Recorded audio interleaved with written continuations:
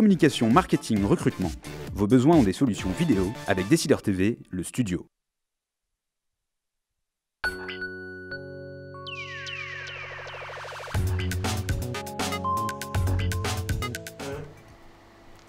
Bienvenue dans les Décideurs de l'Emploi, tous les mardis de 12h30 à 13h en direct sur Décideur TV et MyTF1 News. Nous donnons la parole aux recruteurs et professionnels du marché du travail.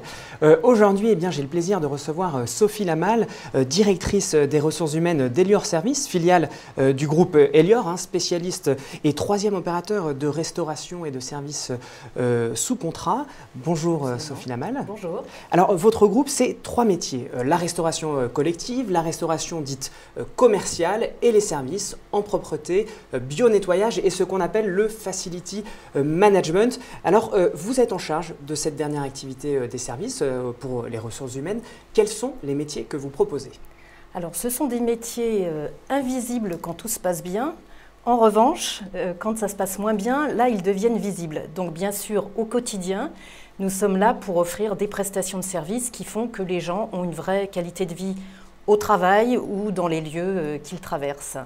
Oui. Alors du coup, précisément, quelles sont ces prestations de services? Alors nous avons énormément de métiers et précisément, une des raisons de ma présence ici, c'est de mettre en avant la multiplicité de ces métiers, sachant que ces métiers véhiculent quand même un certain nombre d'idées reçues.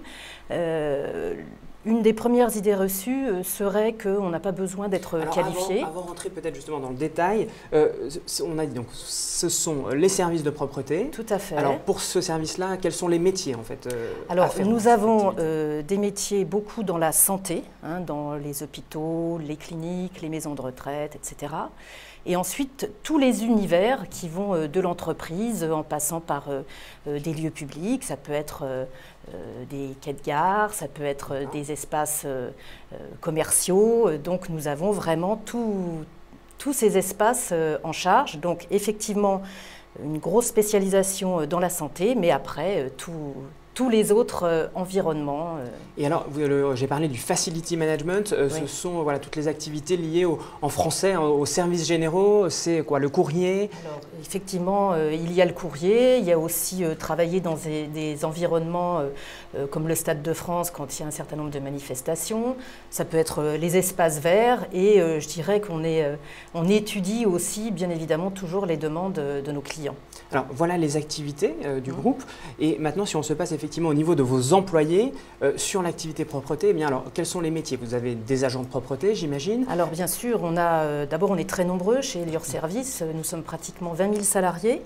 Donc il y a beaucoup d'employés et d'ouvriers qui, en fonction, je dirais, des environnements dans lesquels ils travaillent, sont préparés à exercer au mieux ces différents métiers, puisque dans la santé, par exemple, il faut respecter, quand vous nettoyez un bloc opératoire, un certain nombre de protocoles extrêmement précis et rigoureux. Donc vous avez ces premiers métiers de premier niveau, mais qui sont très importants aussi, du fait que la première image de l'entreprise, ce sont bien les salariés présents dans les différents environnements. Donc nous faisons en sorte à la fois de les préparer aux gestes techniques, mais aussi tout ce qui est la relation avec les clients au quotidien. Donc ça, c'est pour je dirais le plus gros volume d'employés chez Elior Services. Parce que finalement, c'est effectivement l'effectif principal de votre main-d'œuvre. Je crois que vous comptez 20 000 employés pour cette filiale Elior Services. Oui. Les agents, effectivement, de premier niveau représentent quelle part sur ces 20 000? On est sur un volume d'environ 15 000 collaborateurs. Et ensuite, vous avez bien évidemment des personnes pour les encadrer sur le terrain, des chefs d'équipe, des responsables de site, des responsables de secteur. Il y a donc une organisation opérationnelle pour être vraiment auprès des équipes. Et puis bien sûr, vous avez comme dans n'importe quelle entreprise les fonctions dites support avec les expertises en commercial, finance, ressources humaines, etc. Alors on va se concentrer peut-être sur justement la part la plus importante, c'est 80% d'agents qui sont au contact direct avec le client et qui assurent les prestations que vous vendez au quotidien. Quelles sont les perspectives d'embauche pour 2014 déjà? Alors nous sommes sur un secteur en croissance. Il faut savoir que les métiers de la propreté, au sens large, pas uniquement Elior Service, sont sur des progressions de 5 à 7% par an. Toutes les activités ne peuvent pas en dire autant. Donc nous avons en permanence, puisque ce sont des emplois sur lesquels les populations aiment aussi changer d'environnement, donc on a un turnover qui fait que régulièrement, on a tous les ans des milliers d'emplois à pourvoir sur ces populations. Il y a aussi un autre moyen d'arriver dans une entreprise, c'est de commencer par un contrat à durée déterminée, parce qu'on sait très bien qu'il peut ouvrir la porte à un autre type de contrat. Ça permet, je dirais, de part et d'autre, de voir à la fois si on est fait pour ces métiers et nous de voir si le collaborateur est adapté aussi à nos métiers, sachant que bien évidemment, une fois que les collaborateurs ont intégré le groupe, nous sommes extrêmement attentifs à les former. Alors, on aura l'occasion d'y revenir. Tout d'abord, je voudrais savoir quels sont les profils de ces personnes que vous recherchez. Alors, des gens qui ont simplement un CAP. D'accord. Et puis après, en fonction de leur progression aussi dans l'entreprise, s'ils commencent à encadrer des équipes, là, c'est vrai qu'on peut passer sur des niveaux qui sont bac professionnel, BTS, et très au-delà en fonction, je dirais, des emplois sur les autres fonctions offertes dans le groupe. Alors, est-ce qu'il y a des perspectives d'évolution? C'est une question d'Élodie. Vous savez, les internautes peuvent interagir. Et également, c'est pour rebondir sur le thème de l'émission. Vous savez qu'on a titré cette émission « Les métiers de service, un véritable ascenseur social, point d'interrogation ». Vous dites que justement, vous allez chercher des gens qui sont peu ou pas diplômés. Est-ce que, effectivement, il y a la possibilité pour eux, une fois qu'ils sont rentrés chez Elior, d'évoluer, peut-être d'acquérir des diplômes également? Absolument, je confirme. Je dirais que tout ce qui est ascenseur social est pris en compte d'une part par la branche professionnelle, puisqu'il y a des diplômes qui sont attachés à ces métiers et à la branche professionnelle. Il y a également des actions de formation que nous avons mises en place au sein de l'entreprise. Pour les populations employées et ouvriers, nous avons mis au point une université d'entreprise qui leur permet précisément d'acquérir les compétences qui vont leur permettre demain d'encadrer des équipes. Et une fois qu'ils sont sur ces niveaux de poste, j'allais dire, il y a encore énormément de possibilités d'évolution. Et à chaque étape du collaborateur, dans la mesure où de surcroît, nous les évaluons tous les ans, il y a des entretiens annuels qui nous permettent de faire le point avec eux sur ce qu'ils ont réussi et les points sur lesquels ils peuvent progresser. Et nous pouvons surtout les aider à progresser. Ça nous permet vraiment de construire une politique d'évolution, à la fois dans leur filière métier, mais aussi quand on va plus loin dans la hiérarchie, parfois des évolutions en transversale sur d'autres métiers de l'entreprise. Et quelles sont les qualifications requises néanmoins au départ à l'embauche? C'est ce que demande Jacques. Alors, vous pouvez, sur les tout premiers niveaux de métier, je dirais, déjà postuler pour les emplois d'employés ou d'ouvriers. Et après, en fonction de l'apprentissage qui sera le vôtre, on détectera vos possibilités d'évolution et vous pourrez vraiment, même avec un niveau de diplôme qui n'est pas très élevé, vraiment progresser sur des postes de management, d'encadrement. Et quelles sont vos méthodes de recrutement? Parce que souvent, c'est une question que je pose à mes invités. Déjà, quelles sont les sources? Où est-ce que vous allez chercher? Sur quel véhicule? Est-ce que vous passez par Pôle emploi? Est-ce que vous publiez des annonces sur des sites spécialisés? Quelles sont vos manières déjà? Quels moyens? Et ensuite, comment se passe le recrutement? Alors, je ne peux pas répondre de manière uniforme parce que ça dépend effectivement des catégories de collaborateurs. C'est vrai que sur les métiers de premier niveau, on n'a pas d'opération spécifique de recrutement à mettre en place puisqu'on a quand même des gens qui viennent naturellement vers nous.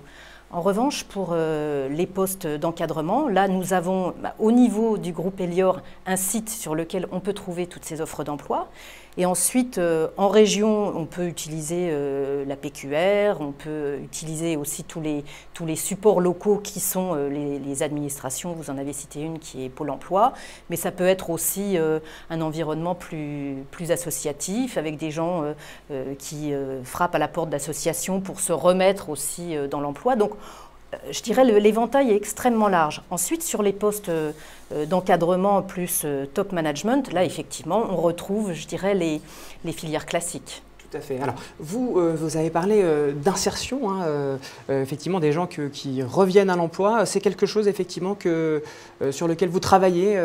Vous cherchez à vous employer des personnes qui ont été au chômage pendant une longue période. Alors nous avons déjà mis au point un certain nombre de partenariats. Ça nous permet, je dirais, aussi d'avoir quelque part cette responsabilité sociale qui est, je l'estime, un devoir pour des groupes comme les nôtres, hein, puisque le groupe Elior dans son entier fait travailler dans une quinzaine de pays quand même plus de 100 000 collaborateurs. Mais je dirais qu'après, en local, charge à chacun de trouver tous les moyens de faire jouer tous les rouages pour attirer à l'emploi les gens qui le méritent. Alors, quelles sont les difficultés que vous rencontrez? Parce que, effectivement, c'est pas forcément facile de revenir à l'emploi après avoir été pendant longtemps exclu du marché du travail. Racontez-nous un peu voilà, les difficultés que vous pouvez rencontrer et puis peut-être les réussites, justement. Alors, ça n'est pas notre métier premier. Nous, on va plutôt se tourner vers des gens, le cas échéant, dont c'est le métier, hein, qui vont nous présenter des collaborateurs qui vont avoir ce retour à l'emploi. Je dirais que nous, on n'est pas une entreprise d'insertion, clairement. Nous sommes une entreprise qui offrons un certain nombre de postes et de débouchés, mais ce n'est pas notre métier en propre de ramener les gens à l'emploi. En revanche, jouer le jeu pour les aider, ça bien sûr. De la même façon que sur des populations plus fragilisées comme les travailleurs handicapés, nous avons signé une convention avec l'AGEFIP et nous avons dépassé l'obligation légale en termes d'accueil de travailleurs handicapés. Alors, y a-t-il une possibilité, demande Edouard, de passer d'une branche à une autre? Effectivement, chez Elior, hein, on parlait en début, il y a 3 activités. Il y a votre activité, les services, mais également la restauration collective. Est-ce que certains de vos employés peuvent passer à la restauration collective? Bien évidemment, c'est la force d'un groupe. Il y a dans chacune des filiales des organisations dédiées pour évaluer les collaborateurs, mais il y a une consolidation au niveau du groupe qui fait qu'à la fois pour une simple mobilité géographique, et on peut tous y être confronté demain matin, soi-même avec son conjoint, on a déjà cette première possibilité et ensuite nous avons notre vivier interne qui nous permet d'utiliser au mieux les compétences, les capacités des collaborateurs et de les positionner en fonction des postes qui se libèrent dans telle ou telle filiale du groupe, qu'elle soit la restauration collective, les concessions ou les services, qui sont le plus gros pourvoyeur d'emplois en France, puisque sur 50 000 collaborateurs en France, il y en a 20 000 pour les services. Alors, vous avez absolument raison de le rappeler. Néanmoins, souvent, ça s'accompagne d'une précarité. Souvent, effectivement, on a tendance à observer que ce sont des emplois moins bien payés et puis un peu plus précaires, des contrats effectivement plutôt à durée déterminée. Voilà. Est-ce que c'est le cas chez Elior? Je vais être obligée de vous démentir. Ce n'est pas la précarité, car les emplois de service ne sont pas délocalisables. C'est vraiment une force. D'autre part, il y a une caractéristique dans cet environnement professionnel. Je ne vais pas rentrer dans des détails techniques, mais il y a quelque chose qui s'appelle l'annexe 7, qui fait que quand vous perdez un contrat commercial, ce qui peut malheureusement arriver, les collaborateurs voient leur contrat de travail transféré chez le nouveau prestataire de service.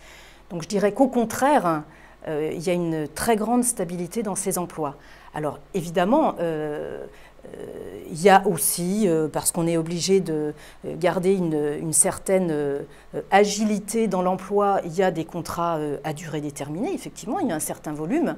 Il y a des contrats à temps complet. Quelle part sur les 15 000 dont vous parliez Pour Elior Service, il y a une rotation d'environ 3 000 CDD sur l'effectif global. Mais comme on le disait également en début de conversation, le contrat à durée déterminée peut aussi servir de point d'entrée pour autre chose. Donc il ne faut pas voir uniquement le côté déterminé du sujet. Le déterminé peut devenir indéterminé. Alors, vous avez parlé effectivement de l'insertion de vos employés, des possibilités d'évolution via la formation. Ça n'empêche pas certains de vos employés d'être mécontents. C'était à Disneyland Paris, le fin décembre 2013, des salariés de votre filiale se sont mis en grève. Voilà, ils ont mené une action coup de poing pour protester contre la perte de leurs acquis sociaux et des mauvaises conditions de travail. Je les cite. Est-ce que vous avez un commentaire là-dessus? Un commentaire, oui. Enfin, dans une entreprise, dans un groupe, bien évidemment, vous êtes sans arrêt en situation, heureusement, de parler avec vos collaborateurs. Parfois, ils expriment des mécontentements. Bon, ce qui est un petit peu regrettable, c'est qu'en termes de dialogue social, on fait énormément de choses. Parfois, des petites poussées de mauvaise humeur peuvent arriver. Sur ce site en particulier, les conditions de travail sont quand même particulières et il se trouve que nous en tenons compte précisément Dans les salaires, donc c'est d'autant plus étonnant qu'il y ait eu ce mouvement de mauvaise humeur, mais tout est rentré dans l'ordre au bout de quelques heures. Donc c'est la vie d'une entreprise. Parfois tout va bien et parfois il y a des petits points de crispation. Alors l'Organisation internationale du travail a publié hier son rapport Tendance mondiale de l'emploi en 2014. Malgré un début de reprise économique, eh bien, ce rapport pointe que le chômage touche près de 202 millions de personnes dans le monde, soit une hausse de 5 millions par rapport à l'année 2012. Et surtout, le chômage des jeunes est particulièrement préoccupant selon l'OIT. Est-ce que vous avez des mesures spécifiques envers les jeunes? Spécifiques, non, à part faire connaître les métiers de la propreté et des services. D'accord. Je pense que c'est ça la meilleure réponse. Il faut absolument qu'un jeune qui aujourd'hui est sans emploi sache qu'il a cette possibilité. Il y a quand même, en plus au niveau du groupe Elior, des implantations France entière, donc il y a vraiment moyen de trouver des contacts locaux de manière extrêmement aisée. Et de surcroît, une fois qu'on a mis un pied dans l'emploi, avec tous les dispositifs internes et ceux de notre branche professionnelle, il y a vraiment tout ce qu'il faut pour faire des vraies carrières. Alors les jeunes, sûrement un jeune nous écoute, puisque Antoine demande faites-vous des contrats pro ou de l'alternance? Et oui, ça c'est une préoccupation des jeunes, c'est souvent un contrat privilégié. Nous faisons de l'apprentissage, des contrats pro. Pour les collaborateurs au niveau de la branche, nous les aidons à préparer des CQP, certificats de qualification professionnelle. Donc il y a vraiment des actions diplômantes, vraiment très régulièrement et sur un volume très important. Alors on va rentrer dans les 5 minutes de conseils justement. Alors pourquoi pas ces conseils aux jeunes qui veulent rentrer sur le marché du travail. Qu'est-ce que vous regardez, Sophie Lamal, en priorité dans un CV que vous recevez? Il faut faire clair, il faut faire simple. Il faut que quand votre CV arrive sur le bureau d'un recruteur, immédiatement, il comprenne ce que vous savez faire. Et j'insiste, ce que vous savez faire, bien sûr, la formation, c'est toujours un point important, mais mettez en avant ce que vous avez déjà fait précédemment et on verra tout de suite si vous êtes ou non adapté au poste que nous proposons. Quelles sont les 2 qualités que vous appréciez le plus chez un candidat ou une candidate? L'enthousiasme, le courage. L'enthousiasme et le courage. Enfin, les 3 conseils pour entrer chez Elior Service. Soyez vous-même, ayez envie de nous rejoindre et nous aurons vraiment tout ce qu'il faut pour vous faire progresser. Alors, il y en avait 2. Soyez vous-même, ayez envie de nous rejoindre, l'enthousiasme. Oui. 3e? Le 3e, Elior est un groupe qui propose des métiers extrêmement diversifiés. D'accord. Eh bien, je vous remercie, Sophie Lamal. Jeanne revient sur ces métiers en question. Comment valorisez-vous ces métiers souvent mal considérés? Justement, en parlant, les faisant connaître, en faisant en sorte aussi d'accompagner les collaborateurs pour qu'ils acquièrent un niveau qui leur permette eux-mêmes d'en être fiers et d'en parler.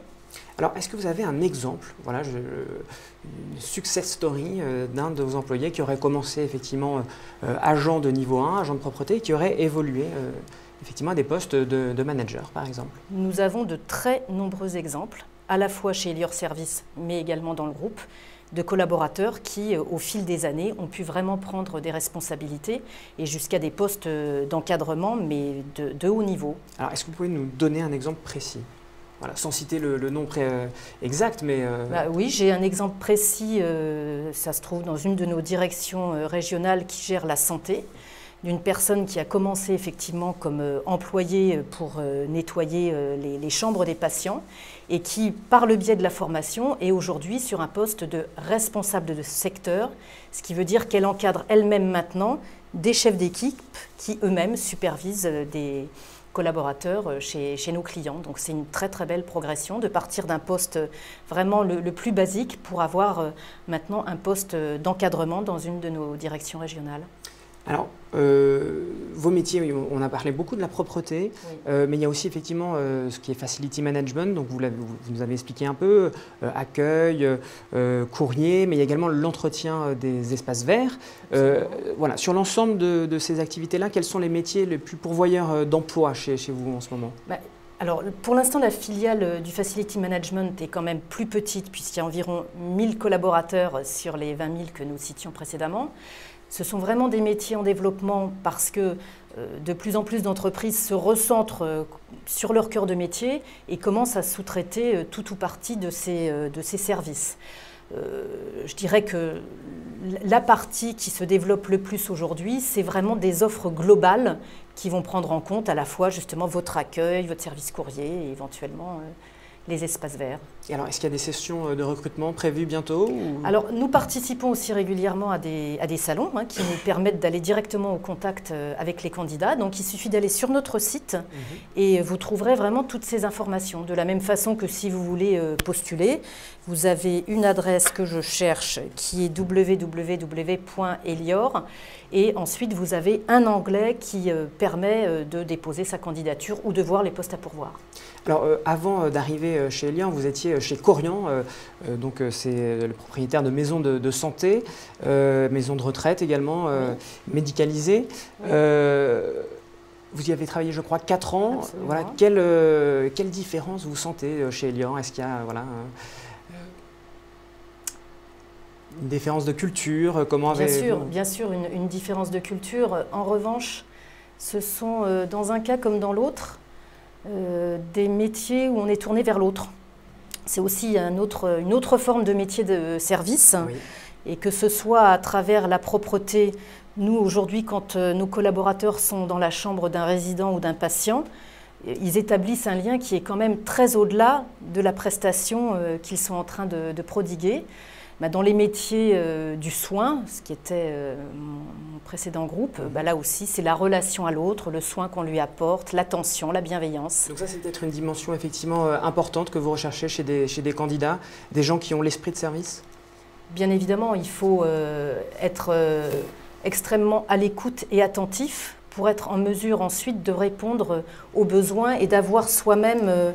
je dirais le bon regard pour trouver comment je vais régler tel ou tel détail pour que la prestation soit excellente. Alors, on va terminer sur une question politique, c'est un peu l'habitude de cette émission, puisqu'aujourd'hui, c'est le top départ donné au pacte de responsabilité présenté par le chef d'État, qui pourrait créer 1 million d'emplois selon les experts, via une baisse d'environ 10 milliards d'euros à l'horizon 2017 des cotisations patronales. Certains détracteurs disent que c'est tout simplement impossible, c'est cette contrepartie, je baisse les charges, donc vous vous engagez à embaucher, l'économie ne fonctionne pas comme ça. Voilà, encore Henri Guénaud, ce matin, donc député UMP des Yvelines et ancien conseiller spécial de Nicolas Sarkozy lors de son quinquennat, disait cela. Selon lui, c'est contre-productif, c'est une vision de la vie économique naïve. Qu'en pensez-vous, Sophie Lamanne?